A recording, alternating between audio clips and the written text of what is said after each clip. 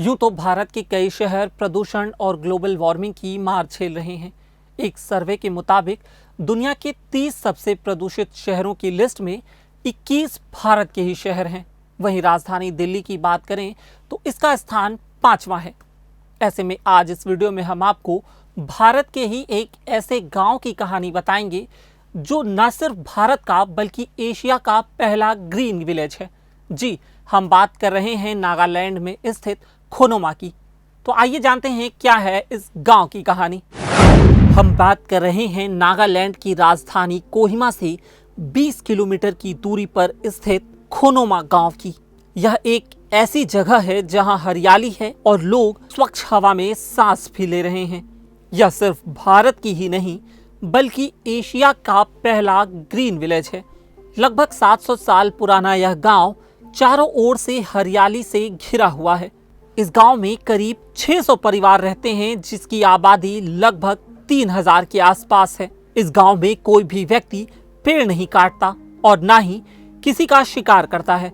मगर इस गांव की भी एक अपनी कहानी है, क्योंकि यह गांव आज से कुछ साल पहले ऐसा नहीं था जैसा आज है। इस गांव में आदिवासी रहा करते हैं और जानवरों का शिकार करना इन आदिवासियों की परंपरा का एक अहम हिस्सा रहा है। मगर साल 1998 के दिसंबर महीने में शिकार करने पर बैन लगा दिया गया और इसके बाद खोनोमा का जंगल और 20 स्क्वायर किलोमीटर के क्षेत्र में बसा यह गांव Khonoma Nature Conservation and Tragopan Sanctuary नाम से अलग कर दिया गया। इस कदम को तब उठाया गया जब गांव वालों ने हंटिंग कंपटीशन के चलते एक हफ्ते में ही करीब 300 विलुप्त होने की कगार पर खड़े ब्लिथ ट्रैगोपन की हत्या कर दी। इतने बड़े पैमाने पर इन पक्षियों की हत्या ने वन जीवन संरक्षण वादियों और गांव के बड़े बुजुर्गों को यह कदम उठाने के लिए प्रेरित किया। मगर इस बैन ने गांव वालों की जीवन शैली ही बदल दी। अब यहाँ रहने वाले लोग शिकार छोड़ संरक्षण के रास्ते को तवज्जो देने लगे। अब यहाँ कोई वृक्ष नहीं काटा जाता, बल्कि पेड़ों की शाखाओं को ट्रिम करते हैं और उसी से फर्नीचर आदि जरूरत की वस्तु का निर्माण करते हैं। आपको बता दें कि वर्तमान खोनोमा के निवासी सक्रिय रूप से पेड़ और जानवरों का संरक्षण कर रहे हैं। आज इस गांव में बड़ी संख्या में टूरिस्ट आते हैं और लोग उन्हें अपना गांव और परंपरा बढ़ चढ़ कर दिखाते हैं।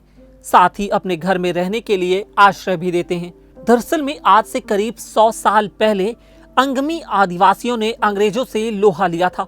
आपको बता दें कि खोनोमा का इतिहास इससे भी कई वर्षों पुराना है। करीब 100 साल पहले अंगमी आदिवासियों ने अंग्रेजों से लोहा लिया था। आधुनिक हथियारों से लैस जब ब्रिटिश आर्मी ने नागालैंड के इन योद्धाओं पर हमला किया तो इन्होंने इस हमले का जबरदस्त जवाब भी दिया। इस आदिवासी समूह ने अपनी रणनीतिक स्किल्स और मार्शल आर्ट्स स्किल की बदौलत इस लड़ाई में ब्रिटिश आर्मी को भारी नुकसान पहुंचाया।